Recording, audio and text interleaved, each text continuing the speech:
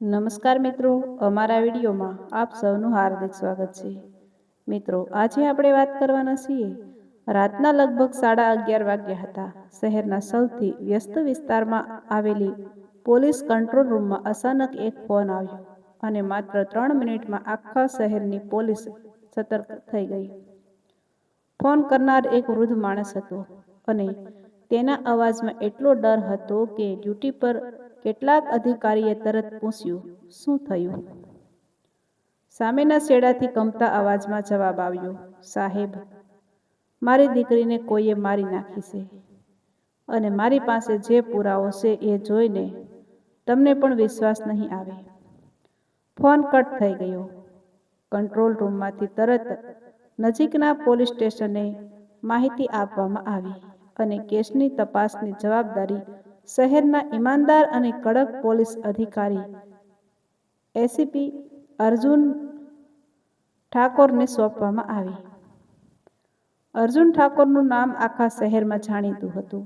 15 વર્ષથી પોલીસ વિભાગમાં ફરજ બજાવતા અર્જુનને પોતાના જીવનમાં હજારો કેસ જોયા હતા, પરંતુ એક વાત માટે તે ખૂબ પ્રસિદ્ધ હતો, ગુનેગાર તમે તેટલો શક્તિશાળી હોય, ગુનેગાર ગમે તેટલો શક્તિશાળી હોય, અર્જુન તેની સામે ઝૂકતો નહોતો।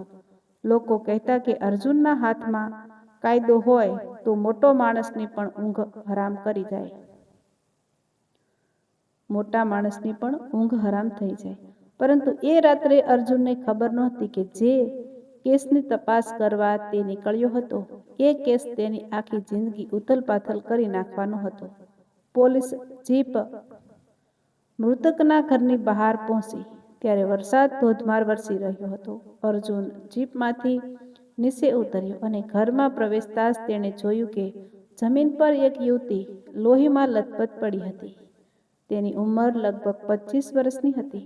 આસપાસનો સામાન અસ્તવ્યસ્ત હતો। ટેબલ પર તૂટેલો મોબાઈલ પડ્યો હતો અને બારી ખુલ્લી હતી।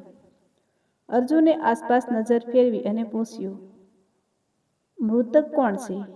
એક વૃદ્ધ માણસે આંખોમાં આંસુ લઈને કહ્યું, "મારી દીકરી રિયા." અર્જુને મૃતદેહ તરફ જોયું અને પછી રૂમમાં હાજર દરેક વ્યક્તિની પૂછપરછ શરૂ કરી। અર્જુનની નજર અચાનક જમીન પર પડેલા એક નાનકડા ચાંદીના લોકેટ પર પડી। તેણે ગ્લોવ્સ પહેરીને લોકેટ ઉઠાવ્યું। લોકેટની પાછળ માત્ર 2 અક્ષર કોતરાયેલા હતા, AR। અર્જુન થોડી ક્ષણ માટે અટકી ગયો। "આ કોનું છે?" તેણે પૂછ્યું। વૃદ્ધ પિતાએ માથું હલાવીને કહ્યું, "મને ખબર નથી, સાહેબ." અર્જુને પુરાવા તરીકે લોકેટ સીલ કરાવી દીધું। તપાસ આગળ વધી અને પોલીસને ખબર પડી કે રિયા છેલ્લા કેટલાક મહિનાથી એક અજાણ્યા વ્યક્તિને માહિતી મળતી હતી। તેના મોબાઈલમાંથી ઘણા મેસેજ ડિલીટ કરાયેલા હતા। એક મેસેજનો થોડો ભાગ રિકવર થયો હતો, જેમાં લખ્યું હતું, "કાલે રાત્રે બધું કહી દઈશ, ત્યાર પછી જે થશે તેની જવાબદારી તમારી હશે." અર્જુનને લાગ્યું કે કેસ સામાન્ય હત્યાનો નથી, કોઈ રિયાને ડરાવતું હતું। બીજા દિવસે સવારે પોલીસને નજીકના સીસીટીવી કેમેરામાં એક મહિલા દેખાઈ। મહિલા કાળા દુપટ્ટામાં હતી અને હત્યાની રાત્રે રિયાના ઘરની આસપાસ જોવા મળી હતી।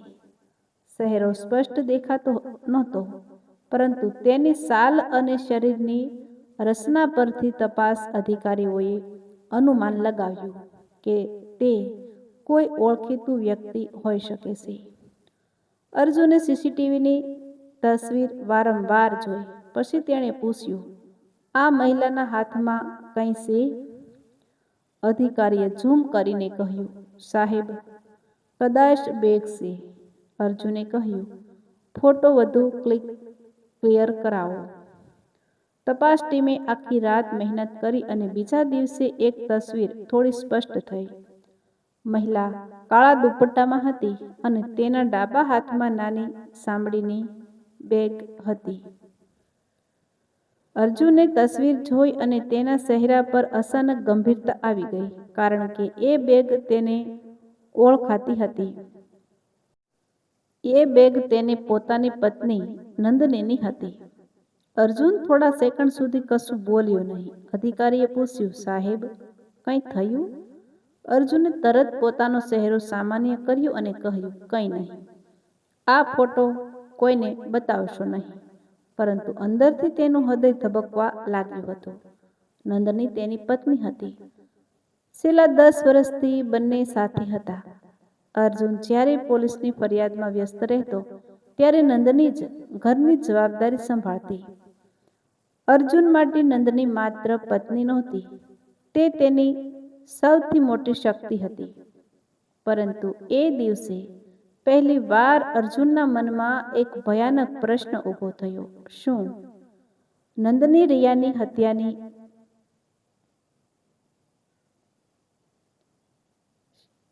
હત્યાની રાત્રે ક્યાં હતી?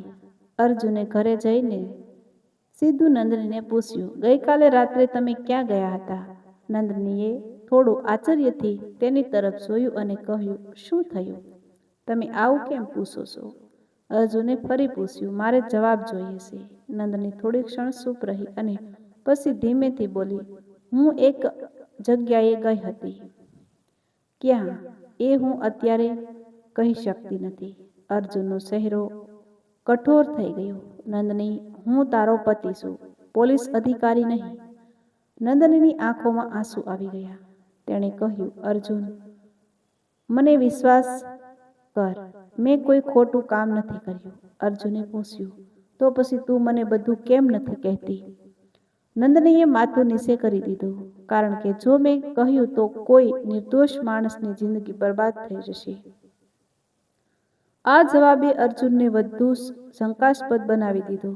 બીજા દિવસે પોલીસને નંદનીના મોબાઈલની લોકેશન રિપોર્ટ મળી અને ખબર પડી કે હત્યાની રાત્રે તેનો મોબાઈલ રિયાના ઘરની નજીક હતો.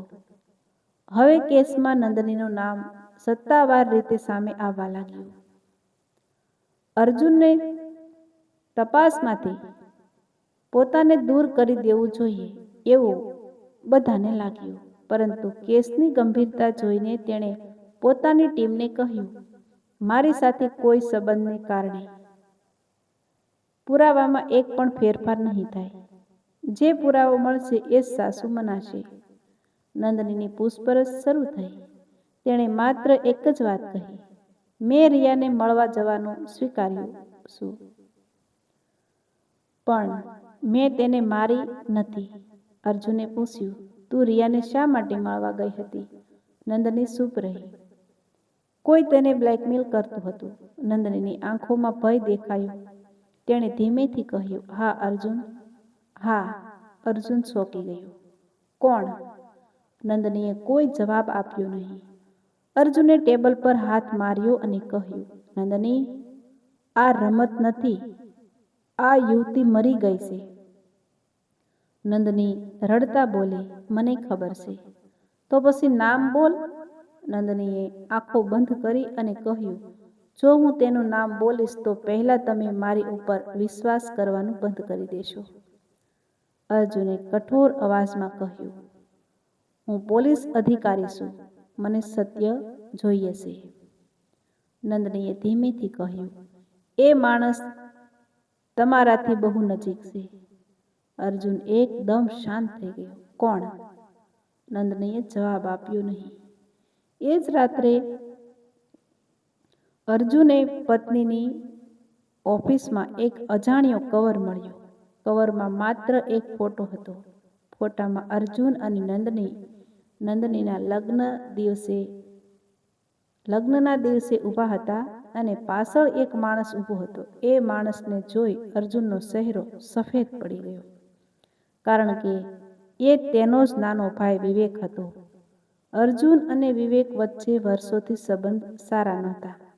વિવેક શહેરમાં એક મોટી કંપની ચલાવતો હતો અને ઘણીવાર અર્જુનને કહેતો કે પોલીસની નોકરી છોડીને તેની સાથે કામ કર. અર્જુન હંમેશા ના પાડી દેતો. ફોટાની પાછળ લખેલું હતું, તમે ગુનેગારને બહાર શોધી રહ્યા છો, જ્યારે તે તમારા ઘરની અંદર છે. અર્જુને તરત વિવેકને બોલાવ્યો.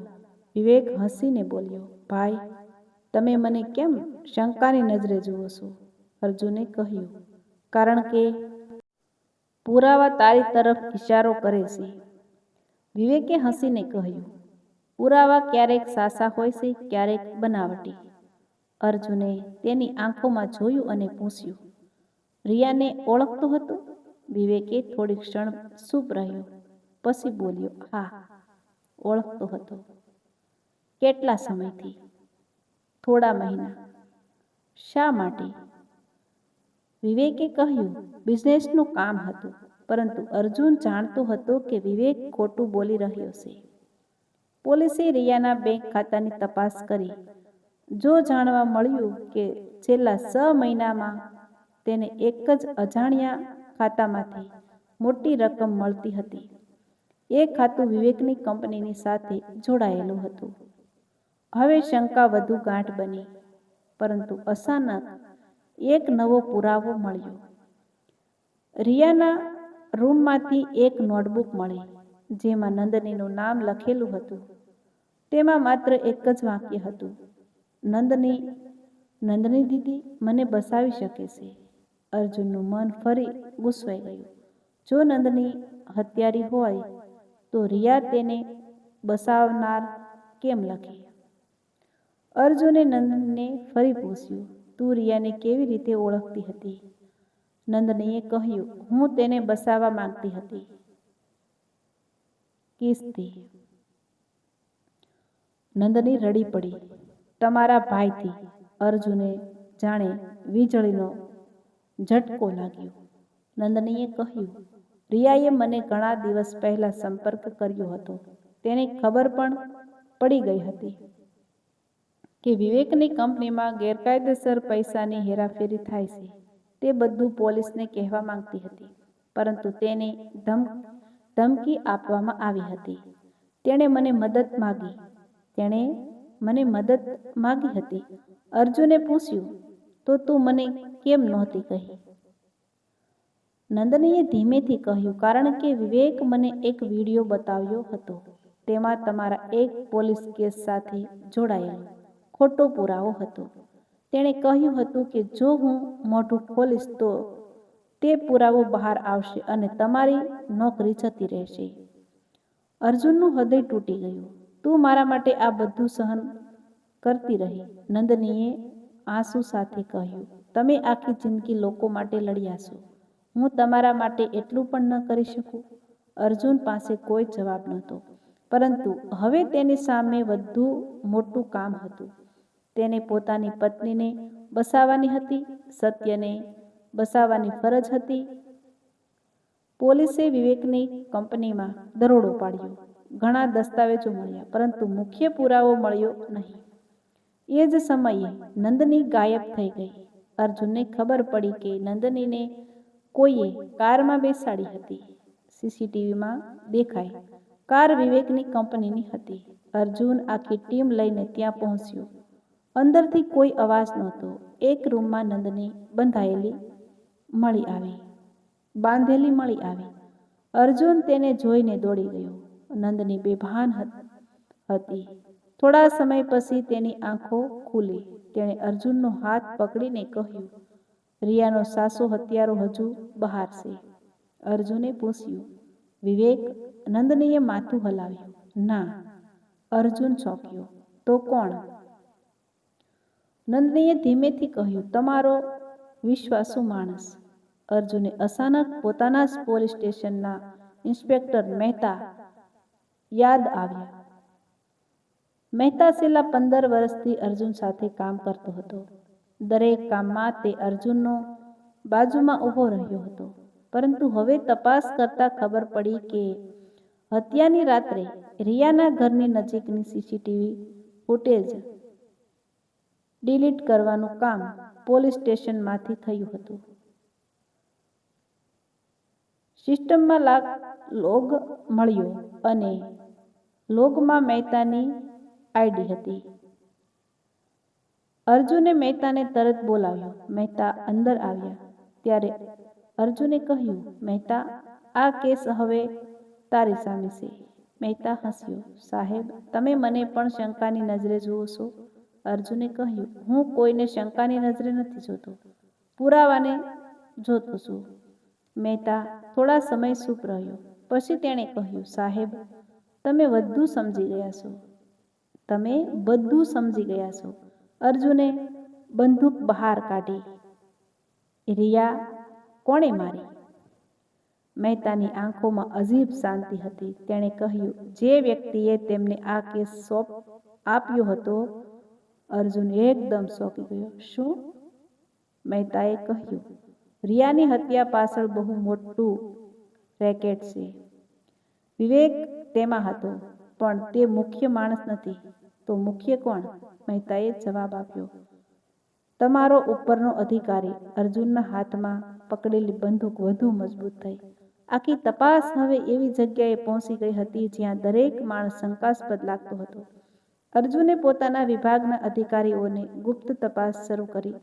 થોડા જ દિવસોમાં એક બેંક ખાતું મળ્યું જેમાંથી મહેતાને મોટી રકમ મળતી હતી. પરંતુ પૈસા મોકલનાર વ્યક્તિનું નામ જોઈને અર્જુન ફરી ચોંકી ગયો. ખાતું નંદનીના નામે હતું. અર્જુનના પગ નીચેની જમીન સરકી ગઈ. તેણે નંદનીને પૂછ્યું, આ પૈસા તારા ખાતામાં કેમ આવ્યા? નંદનીએ કહ્યું, મને ખબર નથી. અર્જુને કહ્યું, હવે હું તારી વાત પર આંખ બંધ કરીને વિશ્વાસ કરી શકતો નથી. નંદનીની આંખોમાંથી આંસુ વહેવા લાગ્યા.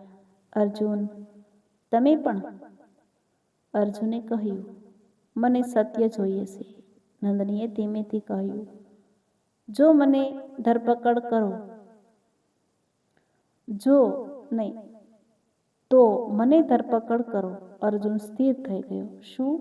જો તમને લાગે છે કે મેં ગુનો કર્યો છે તો મને ધરપકડ કરો, પણ એક વાત યાદ રાખજો, જ્યારે સત્ય બહાર આવશે ત્યારે કદાચ તમને સૌથી વધારે દુઃખ એ વાતનું થશે કે તમે મારી આંખોમાં જોઈને પણ મારા સત્યને ઓળખી ન શક્યા.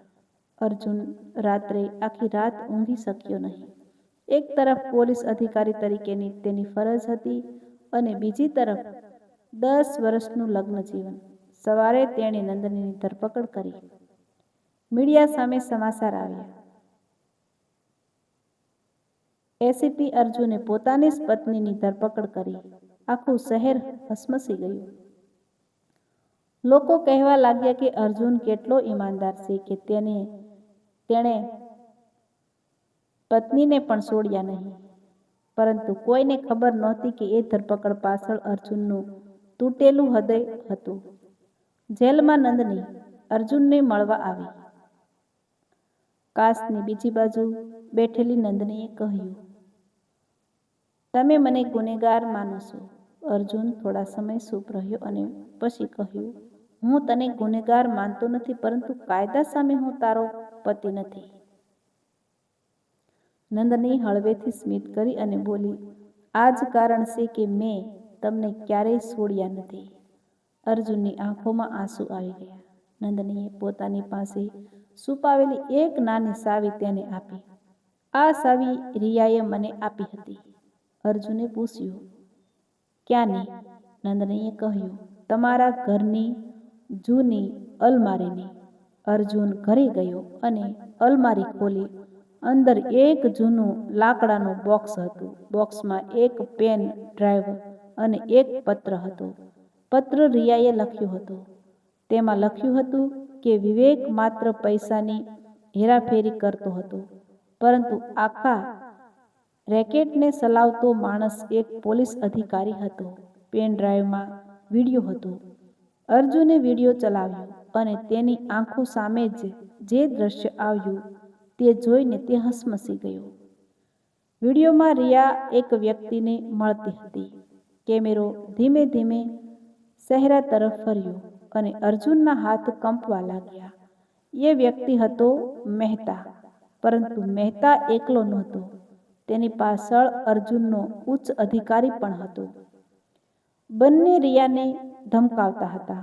રિયા બધું રેકોર્ડ કરી રહી હતી, પરંતુ વિડીયોના અંતે એક ત્રીજો અવાજ આવ્યો. એ અવાજ અર્જુનને ખૂબ ઓળખીતો હતો. તે અવાજ તેના પોતાના ભાઈ વિવેકનો હતો. હવે બધું સ્પષ્ટ થવા લાગ્યું. વિવેક મહેતા અને ઉપરનો અધિકારી ત્રણેય મળીને ગેરકાયદેસર નાણાંની હેરાફેરી કરતા હતા. રિયાએ સત્ય જણાવ્યું અને નંદનીને મદદ માટે સંપર્ક કર્યો. નંદનીએ રિયાને બચાવવાનો પ્રયાસ કર્યો. હત્યાની રાત્રે નંદની રિયાને મળવા ગઈ હતી, પરંતુ ત્યાં પહોંચતા પહેલા જ રિયાની હત્યા થઈ ચૂકી હતી.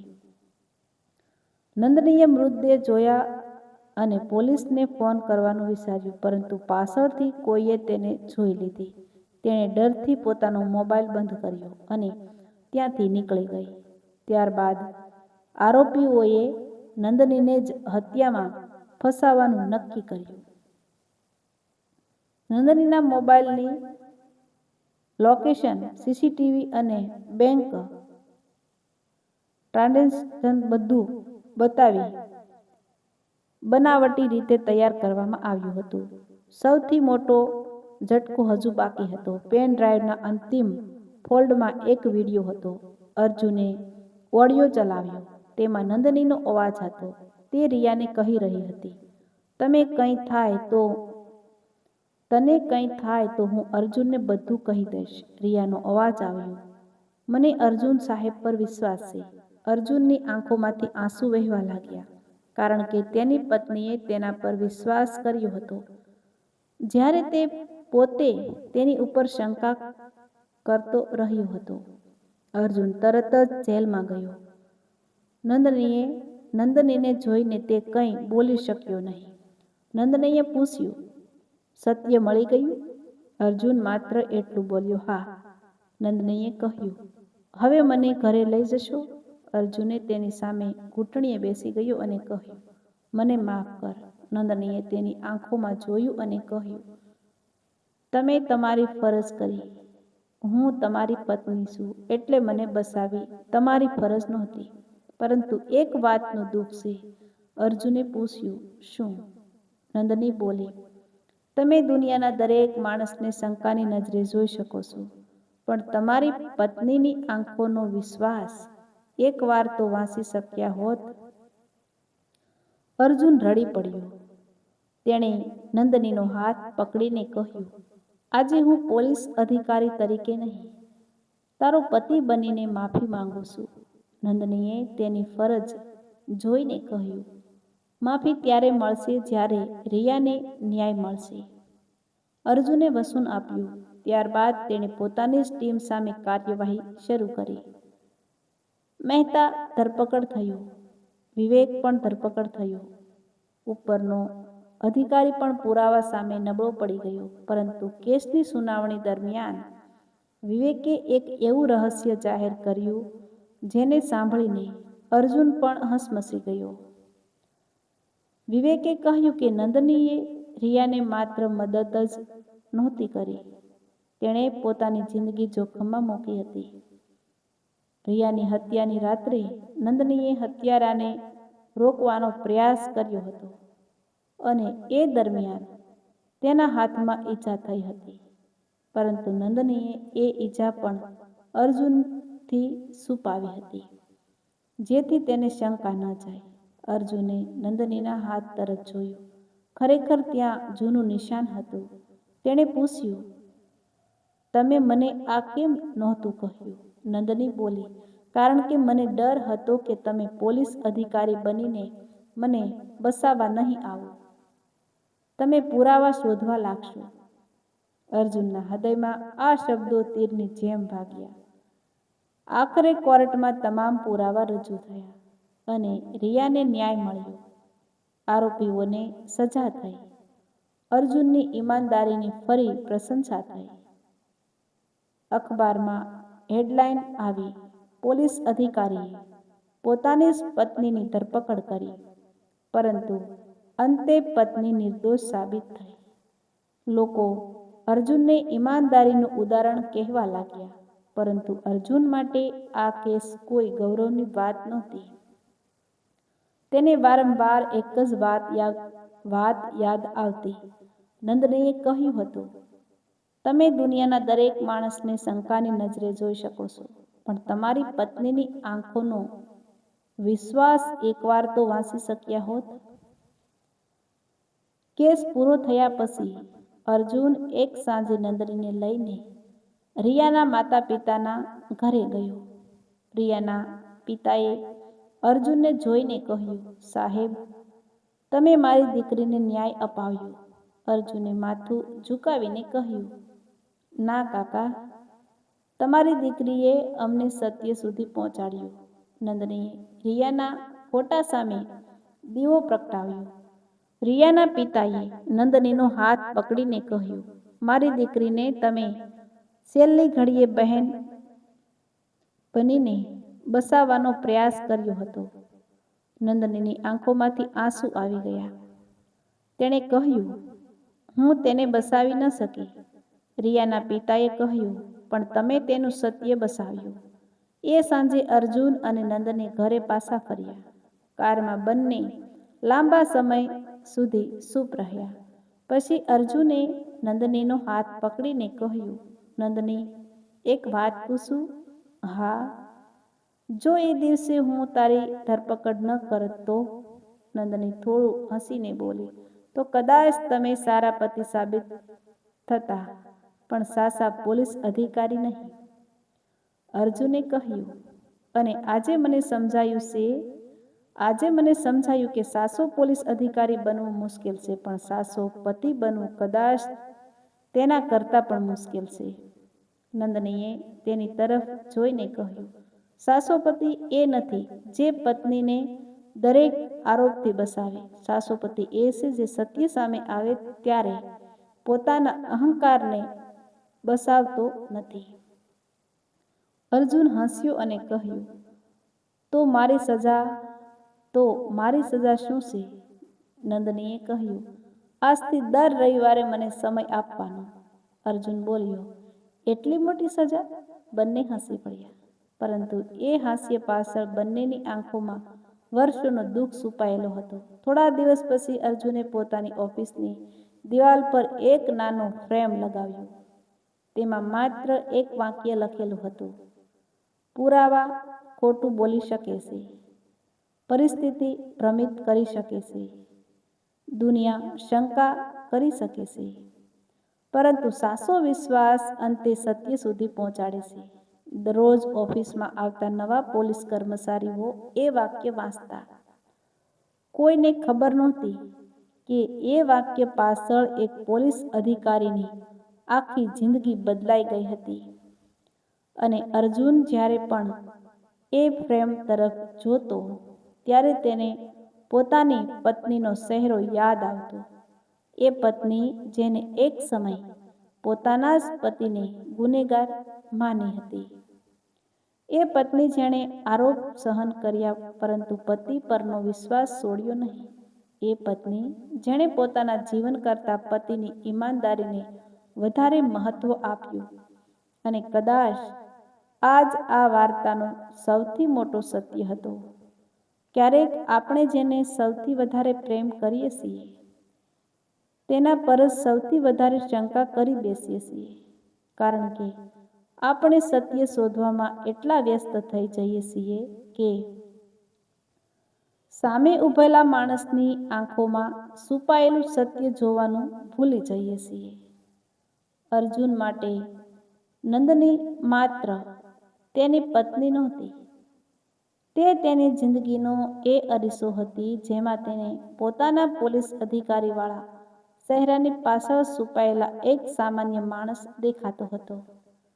રિયાને ન્યાય મળી ગયો, ગુનેગારોને સજા મળી ગઈ, પરંતુ અર્જુને જે પાઠ શીખવ્યો તે આખી જિંદગી ભૂલી શક્યો નહીં. કાયદો માણસને ગુનેગાર સાબિત કરી શકે છે, પરંતુ સંબંધોને બચાવવા માટે ક્યારેક પુરાવા કરતાં પણ વધારે જરૂરી હોય છે વિશ્વાસ. અને તે દિવસથી જ્યારે પણ કોઈ કેસમાં કોઈ વ્યક્તિ તેને કહેતી, સાહેબ, હું નિર્દોષ છું. ત્યારે અર્જુન માત્ર ફાલ તરફ નહીં જોતો, તે સામેના માણસની આંખોમાં પણ જોતો, કારણ કે તેને ખબર હતી કે એક વખત તેણે પોતાની જ પત્નીની આંખોનું સત્ય વાંચવામાં ભૂલ કરી હતી અને એ ભૂલ તેને આખી જિંદગી યાદ રહેવાની હતી.